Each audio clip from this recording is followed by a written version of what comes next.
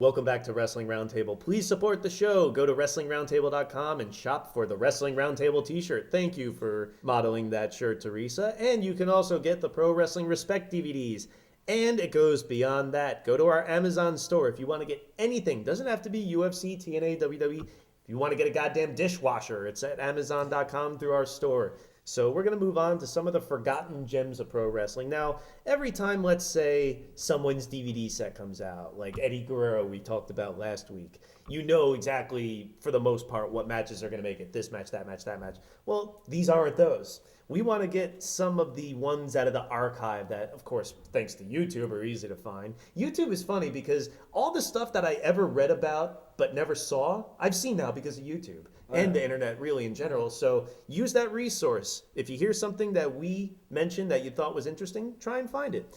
You could probably find it on our message board. Sign up for there at WrestlingRoundtable.com. But let's see some of the ones that are a little more obscure, but stick out in your mind. It was really good. Taka Michinoku versus Triple H, April 10th, 2000 on Raw. It was at the height of the Helmsley McMahon era when it was really like you couldn't wait to see Triple H get his comeuppance. Triple H was also really hitting his stride then, too. Yeah.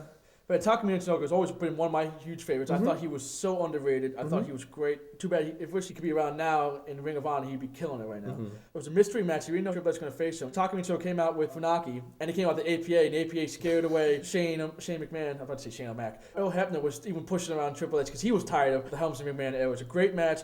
Really a lot of fun to watch. I've had it favorited on YouTube since I've been on YouTube.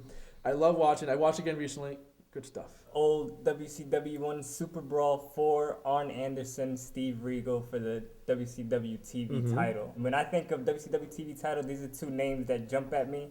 And this was during Arn Anderson's big comeback after his scissors fight with Psycho Sid, Justice Vicious. But it was a great match. It had a little screwy finish, but it was 29 minutes of straight, good, hard-hitting, technical wrestling.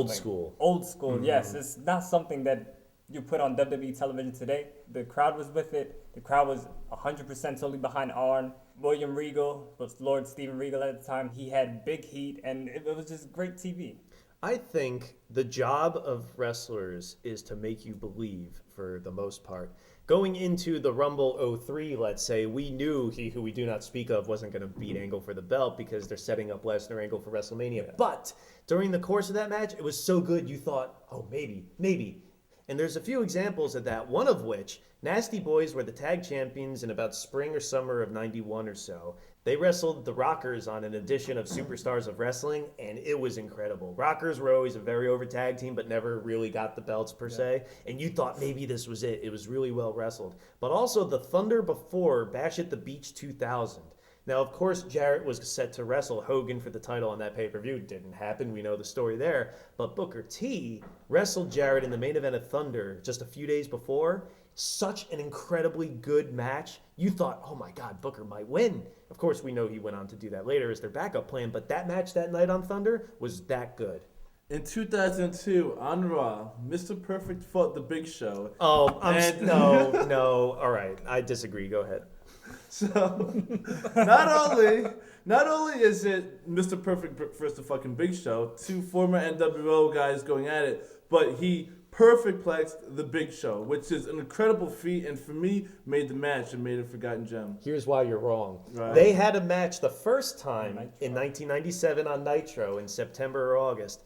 And not only was Big Show a lot lighter, so the Perfect Plex was much more impressive and popped the crowd a lot. I think we're more impressive when he's bigger. Yeah, it's bigger, so it's more impressive then. No. If you saw it, he got him up there. It was incredible. And that was a good match, too. Kurt Hennig, now that we're on the topic of him, and I like that match originally on Nitro a lot better, but Kurt Hennig, when he came back to wrestling in 1997 in WCW, he had an incredible run.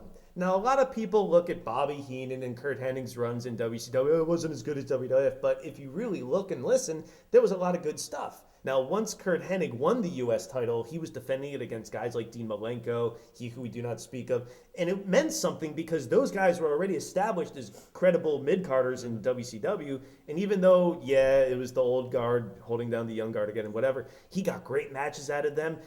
They had great matches on Nitro, on TV, and Kurt Hennig had a really good run of many good matches in 97. Taz versus Bubba Ray Dudley in a Falls Count Anywhere match at Hardcore Heaven 99. I was not a fan of that match. Really? Yeah, I remember that being I very... love that match. First of all, it wasn't the original scheduled main event. It wasn't. It wasn't. No. Seeing Taz in this hardcore bloody match, which I enjoyed him doing the more technical, suplex and Taz. Well, I wasn't a fan of seeing Taz. Sometimes it's nice to see a different change, just even if it's once in a while. Plus, Bubba Ray Dudley put on a great match for a guy you didn't think could do that. He was always a tag team specialist. He put on a great performance. I thought it was a great match. Right, like Ric Flair isn't known for that style either, but he's had plenty of great hardcore matches. People love the match he had at Rumble 02 with Vince McMahon, but I prefer the TLC match he had with Edge. Flair was Intercontinental Champion at the time, so it was champion versus champion. They blew it off on TV, whatever, but it was a TLC match in October of 2006 on Raw, and it was another, I guess, forgotten gem. It was really good. And Ric Flair, TLC match, at 75 years old, whatever he was,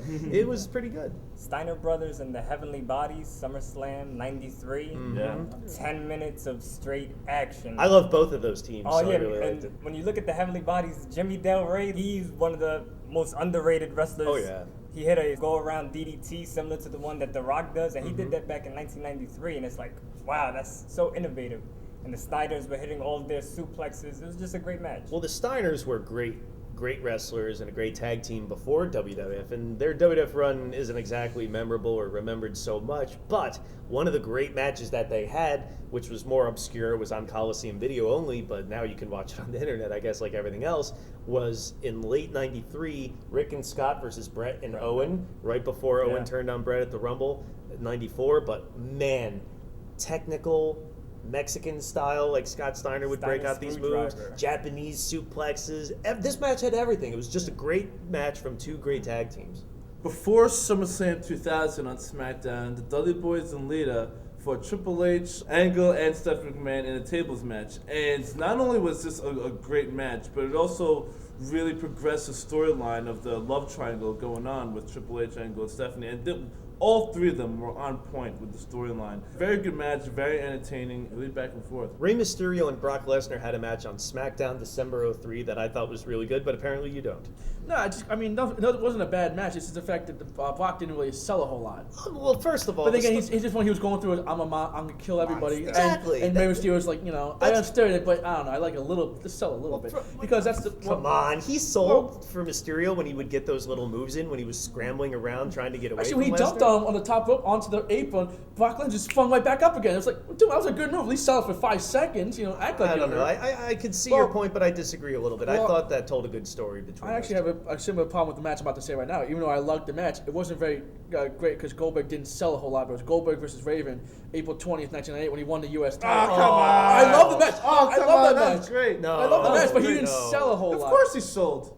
Goldberg tore his No. soul. Stop. sell it. Of course he no-sold. That's what made it great. He got hit in the head with a stop sign. Exactly. He Fuck didn't that. even blink. I mean, come on. That's why the crowd went up. No, I love the match, but I wish a little more selling. Just a little more selling. People hated the fact that Raven lost the U.S. title a day after he won. But Well, it's that the kind of sucked. Goldberg. That kind of sucked. But Goldberg winning was actually really cool. I actually remember switching over just so I could see that match. But come on, and I liked it a lot. But I just wish you could sell a little bit more. No. But there's some Other thing- instances where Yeah. losing the title the day after No. help with a new star, Like, that's fine. if he sold, that would have taken away from the Just a match. little bit. I'm not asking like I'm not asking like you got shot or anything. Just like Not even He the did sell a lot of stuff. Not even the But mystique of Goldberg per se, but if you watch that back and you see how fucking red hot that crowd is that night, he couldn't have sold. One of my favorite moments of wrestling was when Raven tried to escape and the fans threw him right Yeah. back in. Yeah, That that was was great. I've never seen that before. That I was awesome. stood that whole match. Oh, I mean, I'm sure it was like Plants who did it, but still, it was cool. Doesn't matter. It's Oh yeah, it was the awesome. I illusion. loved it. I mean, yeah. It's the illusion of fans throwing them back in the ring. Well, hopefully these fans think that our segment is awesome, but we're going to keep going with more Forgotten Gems when we come back.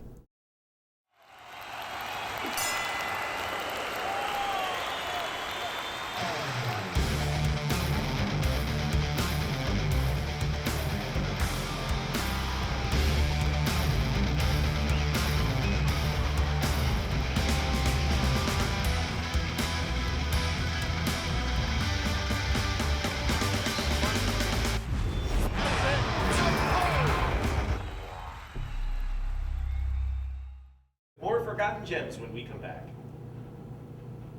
I did not like that O2 match. What O2 match? The O2 match with Perfect and Big Show.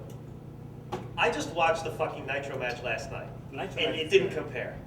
I guess it's a nice And then the Nitro match pretty good. Because I was looking up shit, because I had It's a lot the fact of... that you did the Fisherman Plex on Big Show. Rodney, do you remember the first one? No, I don't. Exactly. That's why you're saying that. There's a reason why. Evolution versus the Jury, Shelton, and Edge. What the fuck is that? Oh my god, that's such a good match. That's like 03. Edge. We were driving up from Grappler, Naga, was it?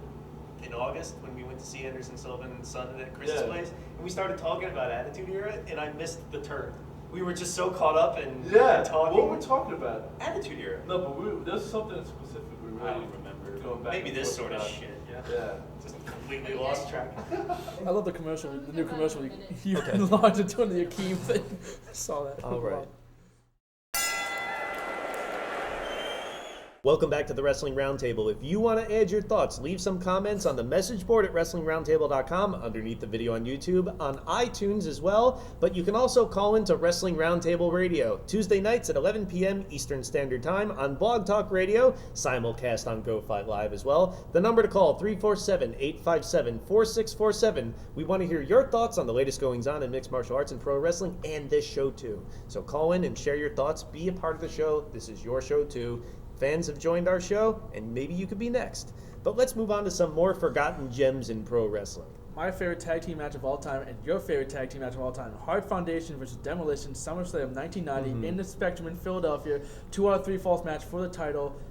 Just amazing all around. And even Legion Doom made their appearance there, too. It's a great match, and I don't understand how it doesn't get any love, so to speak, on all these comps. Even Bret Hart barely mentions it in his book. He just mentions how hard it was, and it was wow, this. And it wasn't even on his DVD. I mean, I couldn't believe how this match was just so overlooked. It was so phenomenal. Even though Bret Hart was dead at the end of the match, still showed me something. He was like, wow, this guy is really pretty good. Billy Kidman versus Rey Mysterio Jr. on Nitro, March 1999, when Rey had already lost his match. This is No Ray, Limit Soldier. Yeah, and Ray won the Cruiserweight title with the big bulldog off the top rope. I just thought it was a great match. You don't really see it on DVDs anywhere. You don't really see much Billy Kidman. I was a big fan of Billy Kidman. Well, we can't put that on DVDs because it's got his face on Oh, it. yeah. But aside from that, Kidman and Mysterio had a great series of matches in spring '99. Brock Lesnar versus not Randy Couture, but Randy Orton in SmackDown 2002. Talent level on those two. Yeah. Pre-Evolution Orton, when he was just a fresh babyface coming out of developmental. Even the commentators were saying how they both guys trained together developmental, and Orton came in, had a really good, smart game plan, trying to drop kick Brock Lesnar's legs, trying to chop those big tree trunks down, and the finish was probably one of the greatest transitions to an F5, where Orton jumped off with a full body press, Brock caught him, flipped backwards, and then threw him right into the F5. Good match, flew right under the radar.